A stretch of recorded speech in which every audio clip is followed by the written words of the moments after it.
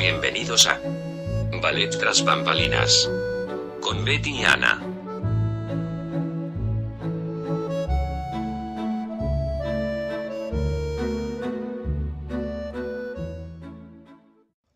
Hola, ¿qué tal?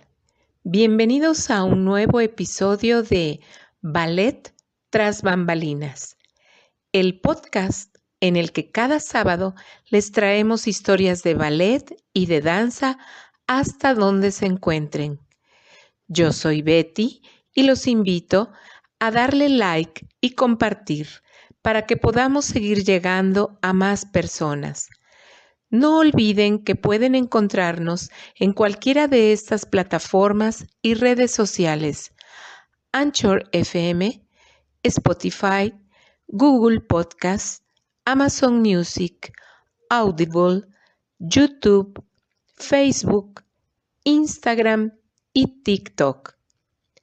Nuestro episodio de hoy es Los primeros coreógrafos.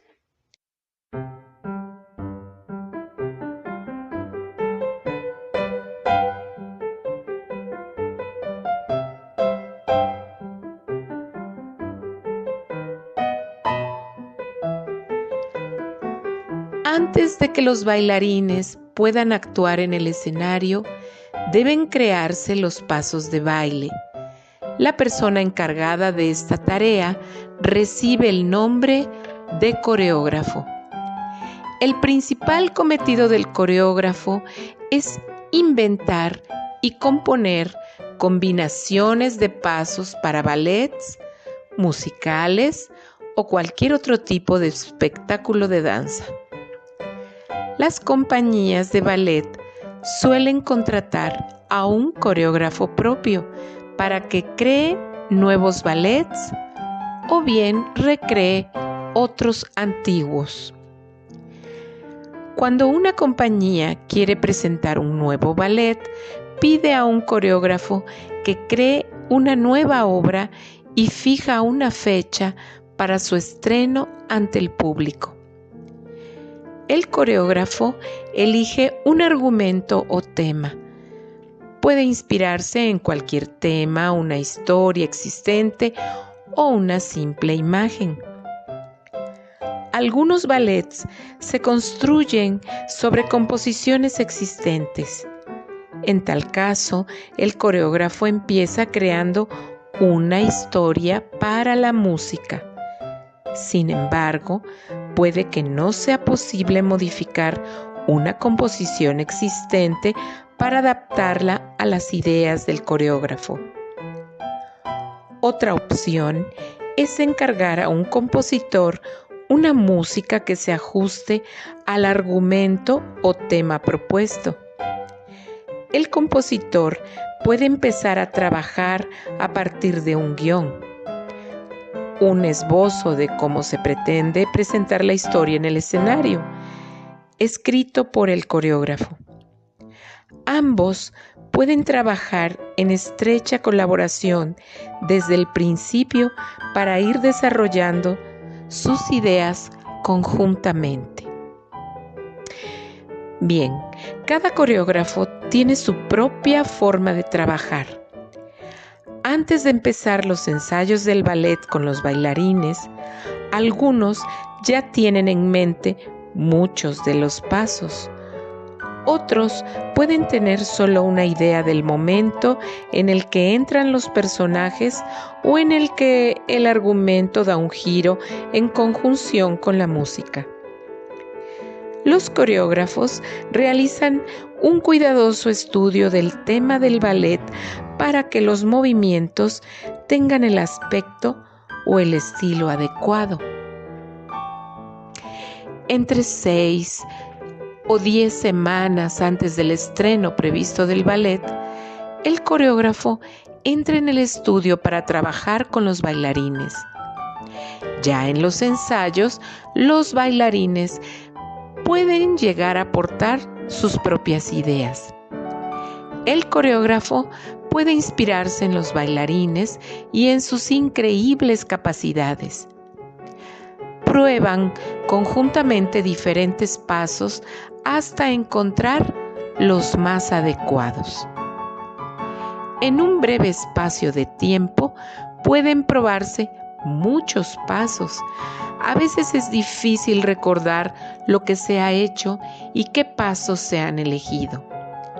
Para solucionar este problema, un anotador trabaja en el estudio y escribe todos los pasos a medida que se ejecutan.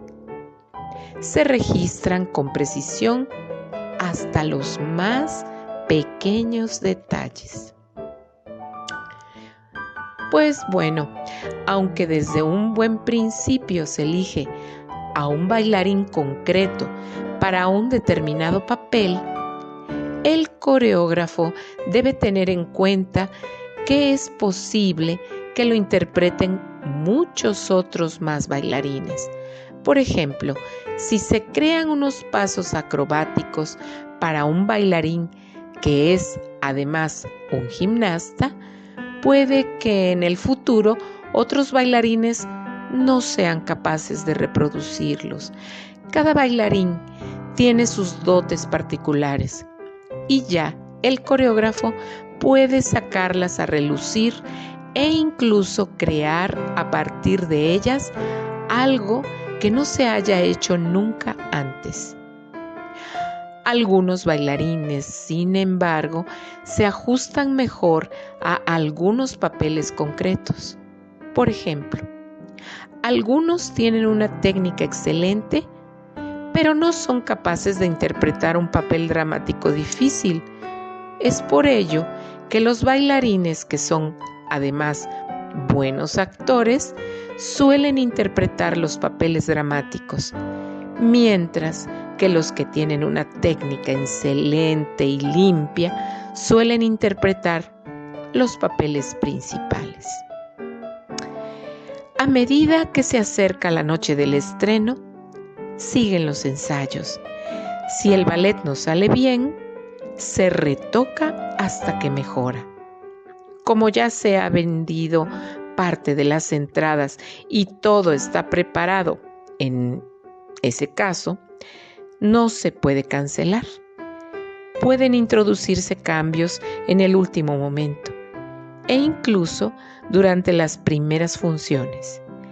Es necesario trabajar duramente para que todo el mundo esté satisfecho.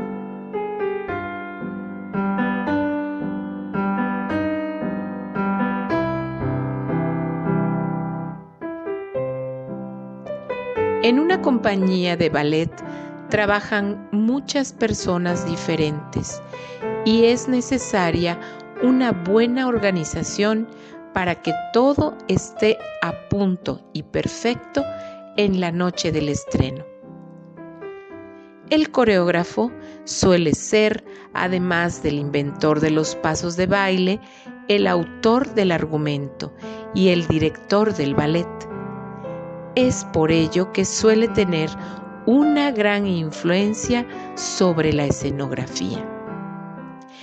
El coreógrafo puede tener muy buenas ideas acerca del decorado, el vestuario o la iluminación que se adapten mejor al argumento o a la música.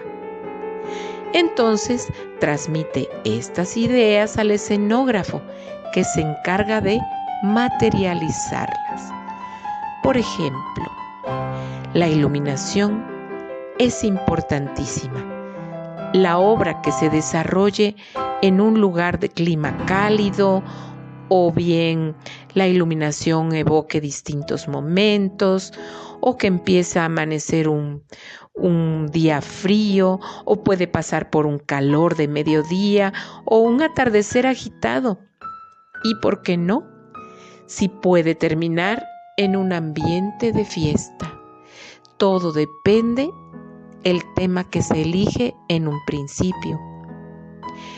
Mientras se pule el guión y la música va tomando forma, empieza a crearse el decorado. Imagínense, son esos detalles que vuelven mágico el momento del espectador. Pues Por ejemplo, la posición de una puerta en el escenario puede tener una parte importante directa sobre la música. Un bailarín puede tardar 10 segundos o medio minuto en llegar a dicha puerta, por lo que debe ajustarse la duración de la música. Del mismo modo, los pasos de baile tienen una gran influencia directa sobre el decorado. Por ejemplo, puede haber una escena en la que una bailarina salte por una ventana, lo que significa que la ventana debe ser lo suficientemente grande para que el artista pueda atravesarla sin riesgo. El coreógrafo y los escenógrafos también deben tener en cuenta las agendas del resto de la compañía, es decir, trabajar en conjunto. Tienen que ser previsores y planificar el trabajo. Por ejemplo, por decir, el vestuario para un ballet puede tener que confeccionarse hasta 6 meses antes de que se complete la coreografía. Entonces, deben de estar todos en común acuerdo. Pues esta introducción, que verdaderamente creo es importante conocer, nos lleva hacia el tema principal de platicarles acerca de los primeros coreógrafos del ballet. Bueno, existen muchísimos, pero aquí hay algo. Siempre el coreógrafo es bautizado como el imprescindible en la historia de la danza.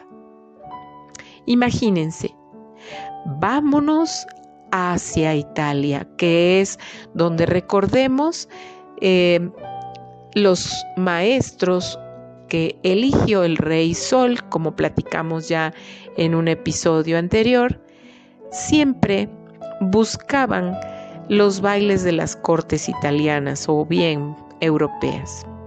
Bueno, toca el turno de mencionar algunos nombres y no con ellos decir que son los únicos, porque hasta la fecha existen coreógrafos que nos pueden ayudar a imaginar estar en otros lugares. Empecemos con Domenico da Piencha. Con él, la coreografía se convierte en un oficio profesional, allá por el año de 1460. Él estaba al servicio de la Casa Ferrara en Italia y tuvo un gran alumno, Guglielmo Ebreo da Pesaro, y ambos consiguieron el nombramiento de caballeros, con lo que el arte de la danza alcanzó así el reconocimiento de arte liberal a la altura de la música y la pintura. Otro, Cesare Negri, es un bailarín y coreógrafo italiano en los años de 1580.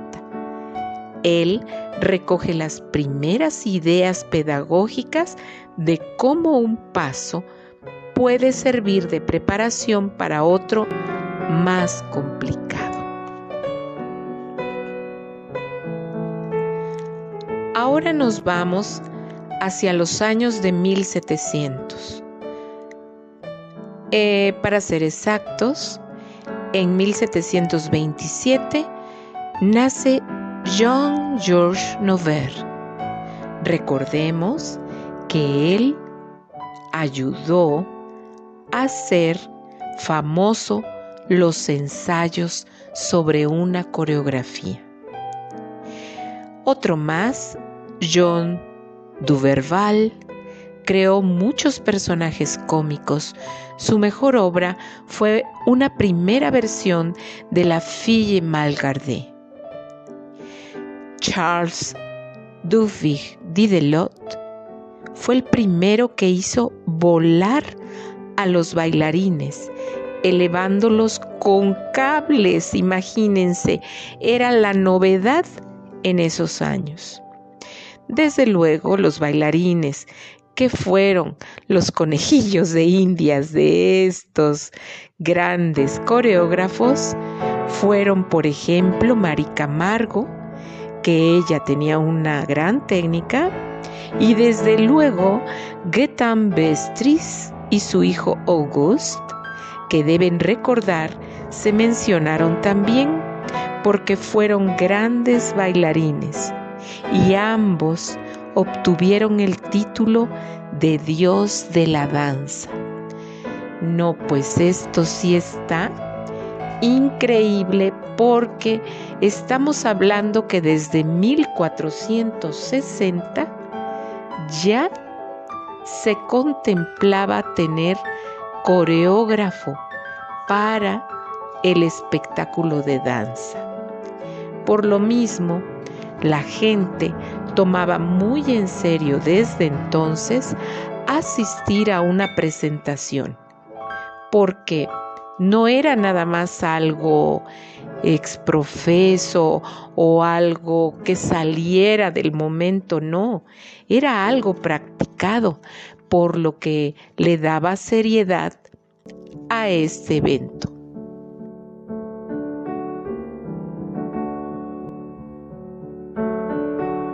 Otro más coreógrafo célebre fue Auguste Bournonville. Él, que nació en 1805 en Dinamarca, tuvo como primer profesor a su padre y también fue alumno de Vestris en París. Él enseñaba el estilo elegante francés del siglo XVIII. Fue solista de la ópera, regresa a Dinamarca, trabaja como maestro del Ballet Real danés, un cargo que desempeñó durante 47 años. Su repertorio se ha conservado hasta nuestros días en Dinamarca. Inclusive él creó una nueva versión de la sílfide. Otro más fue Lev Ivanov. Él estudió en San Petersburgo y Moscú.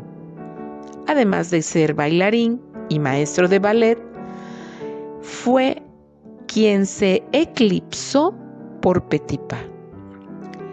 Él ayudó, fíjense muy bien, coreografió los importantes actos 1 y 2 del Lago de los Cisnes, así como la primera versión de Cascanueces en 1892.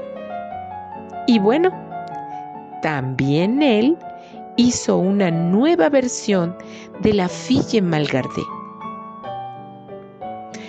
Toca el turno de alguien importante y muy nombrado, como lo fue Jules Perrot.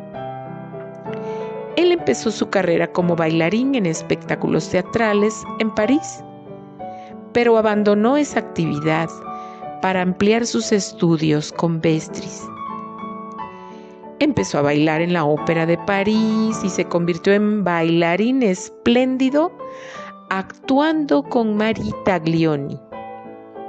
En 1835 realizó una gira por Europa y pues bueno, regresó más tarde para coreografiar los números de una bailarina importante de su época, Carlotta Grisi, quien fue su protegida y que además fue la Giselle de ensueño de aquella época. Ay, pero ¿quién no ha escuchado este nombre? Y es un coreógrafo que es llamado el padre de la danza,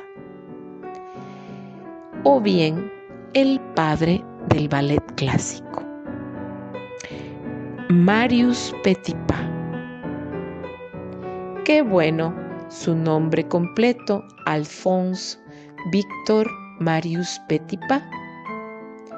Nació en el seno de una familia de bailarines, como la ven, y estudió primero con su padre y luego con Vestris en la Ópera de París, donde su hermano era un famoso bailarín.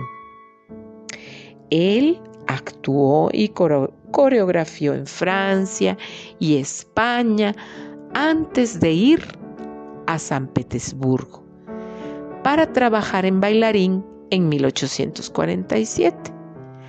Allí obtuvo el cargo de maestro de ballet y creó ballets que combinaban una depurada técnica con una gran espectacularidad.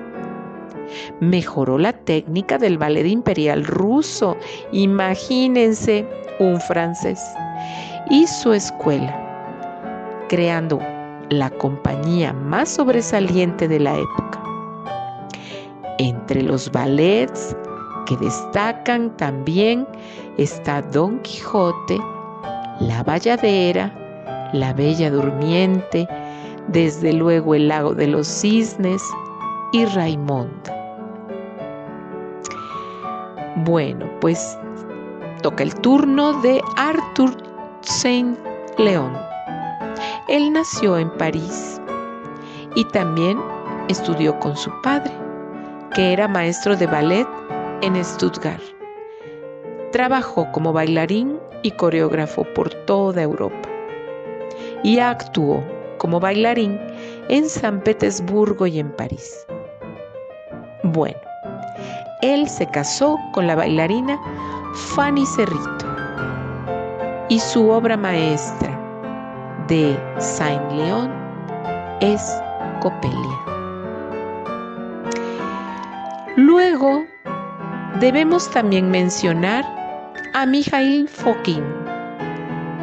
Él ingresó en el Ballet Imperial del Teatro Mariinsky de San Petersburgo como solista allá por 1898. Fue un bailarín impresionante que también trabajó para Diaghilev como coreógrafo. Los ballets que creó para los ballets rusos se rebelaron contra las convenciones del ballet del argumento de la segunda mitad del siglo XIX. Pero bueno, fueron estas obras las que le hicieron muy famoso y él también llegó a trabajar en Estados Unidos, impartiendo clases, dirigiendo, y tenemos que Fokine dejó un pájaro de fuego, una Sherezade, una Petrushka, el espectro de la rosa, por mencionar algunos. Y pues, ¿qué les parece que les puedo mencionar a Georges Balanchine? Estudió danza y música en San Petersburgo e ingresó en la compañía estatal en 1921. Él empezó como coreógrafo a la edad de 18 años, bastante joven. A los 20 años abandonó Rusia para trabajar como maestro de ballet y bailarín para Diaghilev. Él, Balanchine, es famoso por haber fundado el estilo americano del ballet clásico. Entre sus obras destacan Serenade y Agon. Ahora ya estamos en la segunda mitad del siglo XX y debemos mencionar a Frederick Ashton. Él decidió ser bailarín después de ver a una Ana Pavlova en el escenario. En Londres fue alumno de Mary Rambert, quien le animó a trabajar como coreógrafo. Y entre sus ballets temáticos destacan Le Rendez-vous y otros como La Cenicienta, también una versión de La Fille Malgardée y Escenas de Ballet, por mencionar algunas. Otro más es Maurice Bergard. Él es francés y empezó su carrera en París y también en Londres.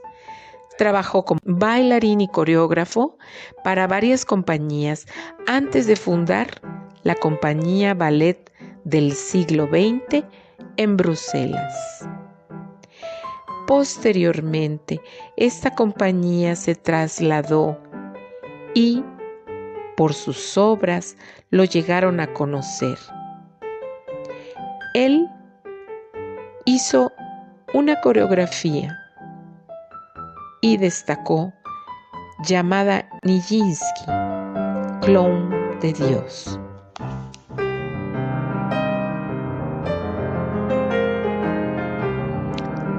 Vamos a mencionar a Matthew Bourne. Él vivió su infancia en Londres. Se sintió inspirado por los musicales, pero no se hizo bailarín sino hasta los 22 años. Miembro fundador de la innovadora compañía de danza Adventures in Motion Pictures en 1987. Se convirtió en director artístico y coreógrafo. Entre sus obras destacan El lago de los cisnes y Ahí los cisnes son interpretados por hombres. También hizo una versión de La Cenicienta. Otro coreógrafo que debemos mencionar es John Numier. Él nació en Estados Unidos y también trabajó para el Royal Ballet School británica. Él también podemos mencionar que se inspiró coreografiando El sueño de una noche de verano y La pasión de San Mateo. Pues hay muchísimos más coreógrafos que pudiéramos mencionar y no con el afán de omitir a ninguno, pero pues en este caso son tantos nombres que aquí hemos mencionado tan solo algunos. John Craco, él fue un bailarín sudafricano que también aportó a la historia del ballet unos ballets que coreografió llamado Juego de Cartas y Onegin. Pues los coreógrafos actuales disponen de todos los estilos anteriores para inspirarse y son libres de emplear nuevas formas de presentar el movimiento. Son tan libres que pueden utilizar otros estilos de baile, como el jazz, los bailes de salón o, ¿por qué no?, los bailes folclóricos. La relación entre el bailarín, el coreógrafo, la música, el escenario, el vestuario debe de ser una sola. Y pues, siendo así, es un conjunto que nos transporta a ese mundo maravilloso de la danza que no me canso de repetirlo. Espero y pues los invito también a conocer un poco acerca de esos coreógrafos que hemos mencionado en esta ocasión. Es muy interesante. Y de todos ellos, ¿por qué se menciona a Marius Petipa como el padre del ballet clásico? Bueno, porque con su estilo refinado logró enmudecer a la escuela rusa y, ¿por qué no?, al mundo entero. Llega el momento de bajar el telón y de enviar a los coreógrafos a descansar. Con el gusto de saber que nos están escuchando, sintonizando, comentando o compartiendo, les deseo un buen día o una buena noche, dependiendo el horario en que muy amablemente dedicaron para escucharnos. Muchas gracias. Hasta la próxima de Ballet Tras Bambalinas.